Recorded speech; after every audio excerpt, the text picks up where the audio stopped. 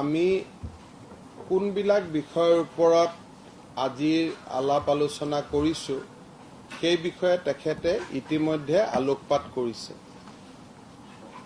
অসম পুলিচক এটা দক্ষ আৰু প্ৰফেশ্যনেল ফ'ৰ্চ হিচাপে অসম পুলিচৰ যি সুনাম আছিলে সেই সুনামক আৰু এখোজ আগুৱাই লৈ যাবলৈ আজি আমি আৰক্ষী অধীক্ষকসকলৰ সৈতে দিনজোৰা বৈঠক অনুষ্ঠিত কৰিলোঁ আৰু আমি সকলোৱে তাত অংশগ্ৰহণ কৰিলোঁ। আইন শৃংখলা পৰিৱেশৰ পৰা আৰম্ভ কৰি অৰ্গেনাইজ ক্ৰাইমৰ পৰা ইণ্টেলিজেন্স গেডাৰিঙলৈকে অসম পুলিচৰ আওতাত পৰা বিভিন্ন বিষয়ৰ সম্যক আলোচনা আমি কৰিলোঁ। অসম পুলিচৰ SP-সকলৰ এই যিখন কনফাৰেন্স আমি পাতিছোঁ এইখন প্ৰতি 6 মাহত অনুষ্ঠিত হ'ব। এইবাৰ কাজিৰঙাত অনুষ্ঠিত হৈছিলে। অহা নৱেম্বৰ ডিচেম্বৰ মাহত এই কনফাৰেন্সখন দুলিয়াজানত অনুষ্ঠিত হ'ব। DC-সকলৰ লগতো প্ৰতি 6 মাহত এখন কনফাৰেন্স হ'ব। 15 আগষ্টৰ পৰা 30 আগষ্টৰ ভিতৰত ডিফুত প্ৰথম DC কনফাৰেন্সখন অনুষ্ঠিত হ'ব আৰু প্ৰতি 6 মাহত এবাৰ DC আৰু SP-সকলৰ সৈতে আমি গুৱাহাটীত মিলিত হ'ম। অৰ্থাৎ SP-য়ে হওক DC হওক তেওঁলোকৰ লগত আমাৰ দুবাৰ কৰি অৰ্গেনাইজ সেশন বা অৰ্গেনাইজ কনফাৰেন্স অনুষ্ঠিত হ'ব, য'ত আমি বিভিন্ন ইস্যুবিলাক আমি ৰিজলভ কৰিম। অসম পুলিচত 10টা কমাণ্ডো বেটেলিয়ন আমি নিৰ্মাণ কৰিবলৈ সিদ্ধান্ত লৈছোঁ। ফেজিং কেনেকৈ কৰিব লাগিব তাৰ বিষয়ে DGP-য়ে চাব আৰু এই বেটেলিয়নবিলাক ক্ৰিটিকেল জাগাত মোতায়েন কৰা হ'ব।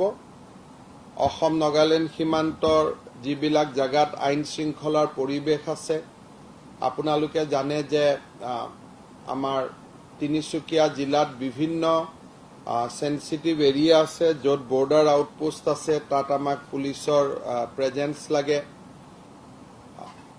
BTR-ত আমাক পুলিচৰ প্ৰেজেন্স লাগে। হিলছ ডিষ্ট্ৰিক্টত আমাক পুলিচৰ প্ৰেজেন্স লাগে। গতিকে খুব স্পেচিয়েল কমাণ্ডো বেটেলিয়ন যাক NSGৰ লগত কম্পেয়াৰ কৰিব পাৰি, ঠিক সেই ধৰণৰ আমি 10টা commando battalion in days to time আমি ৰেইজ কৰিম। ৰেইজ কৰিব যাওঁতে এনেকুৱা নহয় যে 10,000 ল'ৰাক আমি একেলগে লৈ ল'লোঁ, ট্ৰেইনিংটো সম্ভৱ নহ'ব। So it will be directly the proportionate to the training capacity available in the country. অসমত নহয়, আমাৰ হাতত অল অভাৰ ইণ্ডিয়াতে পুলিচ একাডেমি আছে। আমি চবৰ লগত যোগাযোগ কৰি যিমান সোনকালে পাৰোঁ আমি 10টা কমাণ্ডো বেটেলিয়ন আমি ৰেইজ কৰিম। সাইমালটেনিয়াছলি আমাৰ থানাবিলাকত আপোনালোকে দেখিছে যে কেতিয়াবা পুলিচে 24 ঘণ্টাও ডিউটি কৰিব লাগে। So ideally at least we need 2 shift, if not 3 shift. 3টা shift হলেতো খুবেই ভাল আৰু এটা শিফটে অফ টাইম পালে আৰু ভাল। ৰাতিৰ শিফট কৰা শিফটটোৱে নেক্সট দিনাখন মৰ্নিং, কিন্তু সিমানটো আইডিয়াল পজিশ্যনত যাব নোৱাৰিলেও থানাত যাতে 2টা শিফট ডিউটি কৰিব পৰাকৈ পুলিচ আৰু SI ইন্সপেক্টৰ থাকে, তাৰ কাৰণে আমি আনাডাৰ ৰিক্ৰুটমেণ্ট ড্ৰাইভ আমি প্লেন কৰিছোঁ, যিটো আমি এই বছৰতে আৰম্ভ কৰিম।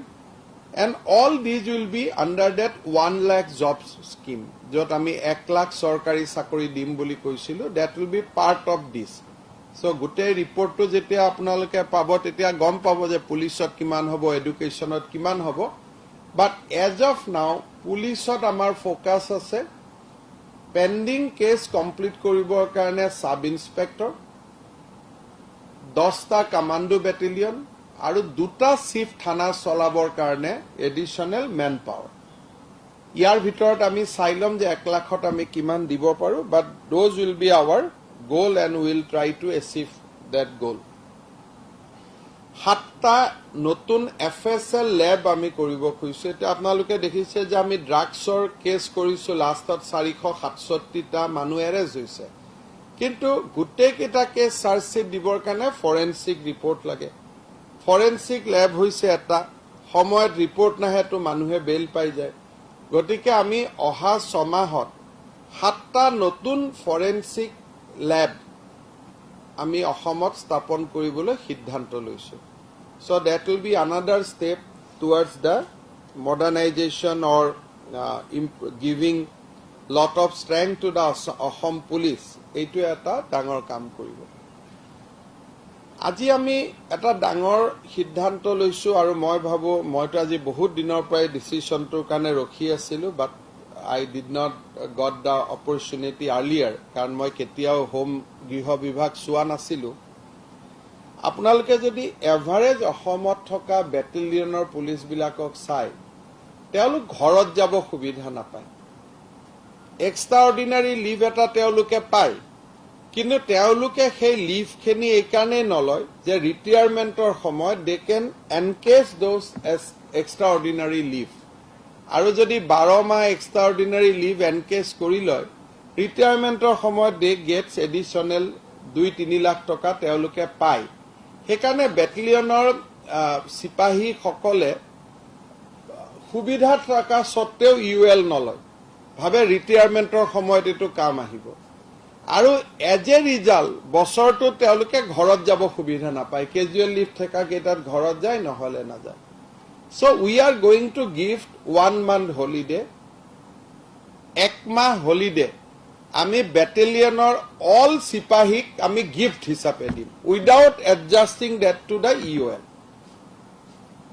এক্সট্ৰাঅৰ্ডিনাৰী লিভৰ লগত আমি তেওঁলোকক এডজাস্ট নকৰো 1 মাহ তেওঁলোকে দেউতাক মাকৰ লগত থাকক পৰিবাৰৰ লগত থাকক লৰা ছোৱালী লগত থাকক মেট্ৰিক পৰীক্ষাৰ আগতে লৰা ছোৱালীৰ লগত থাকক লৰা মাক দেউতাকৰ বেমাৰৰ সময়ত দেউতাকৰ লগত থাকক সো 1 মাহ আমি লিভ কৰিম আৰু এটা আমি কম্পালসৰি লিভ কম কোনবাই না যাও বুলি কলেও আমি কম তা ঘৰত যা দেউতা আমাৰ লগত থাক গৈ 1 মাহ সো অল বেটেলিয়নত police people because they live in a battalion setup দেউতাক মাকৰ পৰা দূৰত থাকে ঘৈনিয়েক লৰা ছোৱালীৰ পৰা দূৰত থাকে সো এমাহ আমি তেওঁলোকক লিভ দিম except those যাৰ ফ্যামিলি বেটেলিয়নতে কোৱাৰ্টাৰত আছে ইয়াৰ যাব কতো নাই of course they will not get it so proper SOP এটা আমি বনাম যাৰ বেটেলিয়নতে আছে গিৰিয়েক ঘৈনিয়েক একেলগে বেটেলিয়নত আছে এটো এটা বহুত দৰকাৰী নহব বাট আদাৰৱাইজ আমি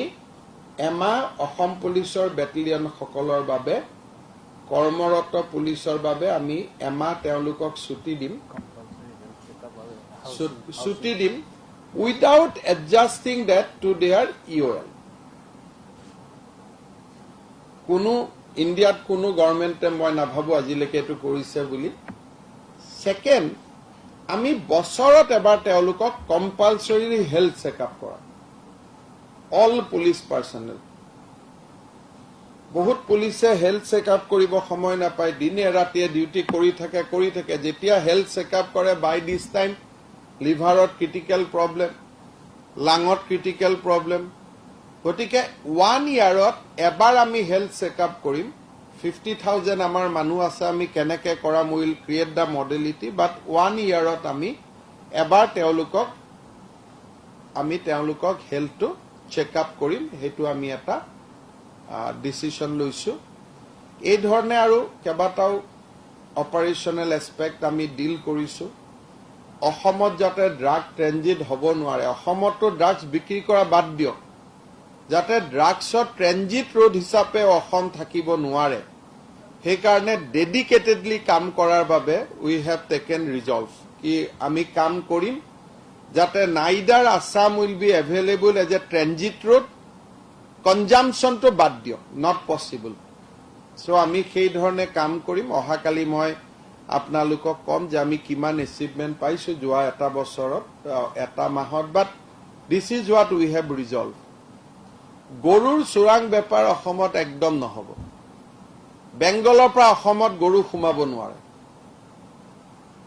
উই হেভ টেকেন দ্যাট ৰিজলভ যে পশ্চিম বংগৰ পৰা এই গৰুবিলাক বেসিক্যালি অসমৰ নহয় ইউপি বিহাৰৰ পৰা আহে যত যায় জেনেকে যায় যাব কিন্তু অসমৰ বাউণ্ডাৰীত তেওঁলোক সোমাব নোৱাৰিব Legally to প্রশ্নই নাই, illegally also they will not be allowed to enter. So in these two issues, when it comes to drugs and cattle smuggling, Assam police response will be very, very aggressive, zero tolerance, and will strike at the root. আমি কোনোবাই আনিবৰ কাৰণে ৰখি নাথাকো, আনাৰ planning কৰিছে বুলি গম পালে উইল ষ্ট্ৰাইক। আনাটোৰো দূৰৰ কথা, আনাৰ আগতে will strike. So that is what we have taken a vow, we will walk that direction, and I am sure that under the leadership of our DGP Sri Mohanto and Special DGP Sri Singh, we will be able to achieve this objective. এই ধৰণে আমি দিনটোত আজি কথা বতৰা পাতিলো। আপোনালোকৰ যদি কিবা সুধিব লগা আছে সুধিব পাৰে।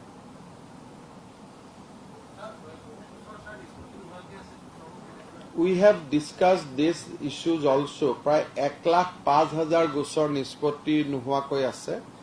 তাৰ কাৰণে আমাক নতুনকৈ 2000 সাব ইন্সপেক্টৰ ৰিক্ৰুটমেণ্টৰ আমি এটা প্লেনিং কৰিছো। ল অফিচাৰ ৰিক্ৰুটমেণ্টৰ কথা কৈছো। প্ৰসিকিউশ্যনৰ কাৰণে কনসালটেন্ট ৰিক্ৰুটমেণ্টৰ কথাও আহিছে। This subject has been discuss threadbare. গৈ পেলাই আমি কিছু ব্যৱস্থা গ্ৰহণ কৰিম।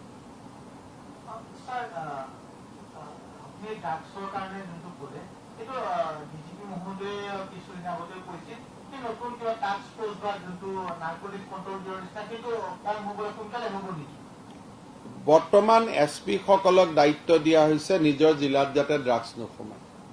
বাকি ওপৰত কি ইনষ্টিটিউট হ'ব হৈ থাকিব, কিন্তু এছপি সকলৰ it is their duty to see and supervise যাতে নিজৰ জিলাত কোনেও ড্ৰাগছ নাপায় আৰু নিজৰ জিলাৰ বাউণ্ডৰী দি যাতে বেলেগ জিলালৈকে যাব নোৱাৰে। চ' ডেট সেইটো কাম তেওঁলোক এছপি সকলে কৰিব লাগিব। নিজৰ জিলাটো বিক্ৰী হ'ব নোৱাৰিব, নিজৰ জিলা পাৰ হৈ বেলেগ জিলাত যাব নোৱাৰিব। তাৰ কাৰণে ষ্ট্ৰেটেজিটো আমি তেওঁলোকক কৈছো কি কৰিব লাগে। বাট so far as মানুহৰ লগত এইটোৱে কথা যে আপোনালোকে খবৰ পালে আমাক দিব, will strike at the root.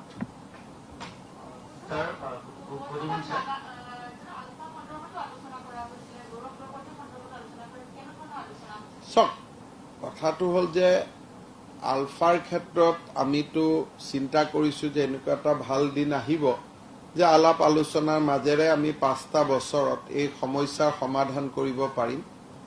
So এই কথাবিলাক আমি আলোচনা কৰিছো। মই আশা কৰিছো যে জুলাই মাহত কেন্দ্ৰীয় গৃহমন্ত্ৰী অমিত শ্বাহ ডাঙৰীয়া যেতিয়া অসমলৈ আহিব তেতিয়াই এই বিষয়খিনি আমি আৰু অধিক খৰচি মাৰি আমি আলোচনা কৰিব পাৰিম।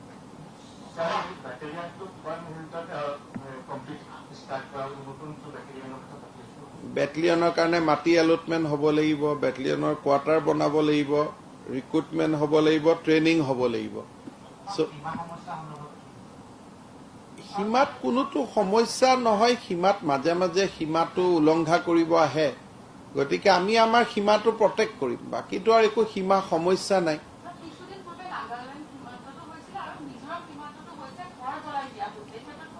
চক এই ক্ষেত্ৰত আপোনালোকে দেখিব আমি কি কৰিম, কিন্তু মোৰ কথাটো হ'ল যে অসম নাগালেণ্ডৰ সীমান্ত য'ত আছে তাতে আছে। সুপ্ৰিম কোৰ্টে কৈছে যে ষ্টেটাছ কো মেইনটেইন, সীমা সমস্যাটো নাই, সীমা উলংঘনৰ কথাহে আছে।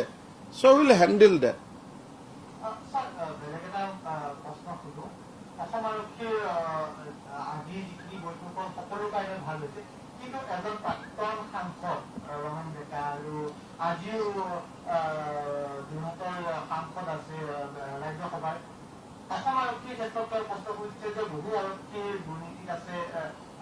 চক আমিতো ৰাজনীতি কৰা মানুহবিলাকো দুৰ্নীতিত আছো।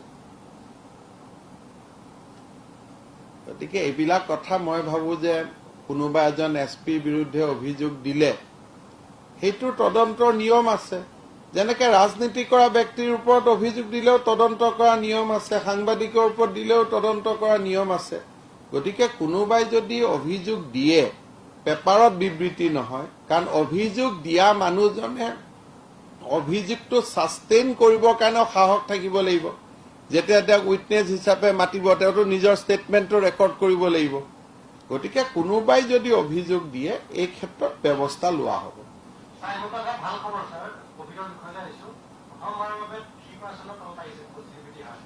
কোভিডৰ ক্ষেত্ৰত আপোনালোকে ভাল বেয়া হিচাপ নকৰিব লকডাউন খুলি দিলে আকৌ বাঢ়িও যাব পাৰে বা 15 তাৰিখলৈকে ভাল খবৰ আকৌ 16 তাৰিখেও বেয়া হৈ যাব পাৰে গতিকে আমি এটা প্লেন কৰিছো ভেকচিন আদিৰ ওপৰত অহাকালি আলোচনা কৰিম আল্টিমেট আনসাৰ ইজ ভেকচিন সব গম পাব লাহে লাহে আৰু অসমে নিজৰ সীমা সুৰক্ষিত কৰিব মই ইমানে ক'ব পাৰো তাতকৈ বেছি ইলাবোৰেশ্যন নালাগে বাট অসমে আমাৰ ৰাজ্যবিলাকৰ লগত উই ওৱান friendship we want to live in a spirit of seven sister আৰু সেইকাৰণে মই ভাবো আমিও মিজোৰামক দুৰ্বল বুলি ভাবিব নালাগে আৰু মিজোৰামেও অসমক দুৰ্বল বুলি ভাবিব নালাগে so in that spirit will work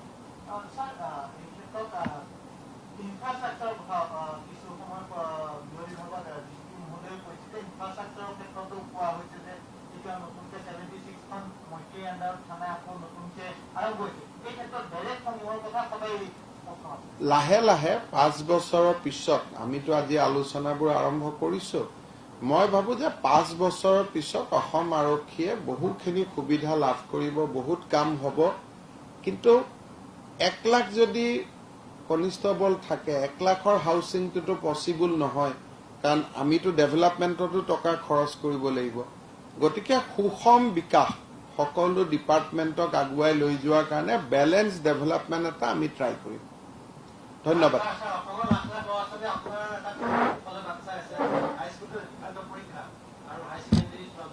সব ষ্টুডেন্টৰ কাম হল পঢ়া ষ্টুডেন্টে পঢ়ি থাকক না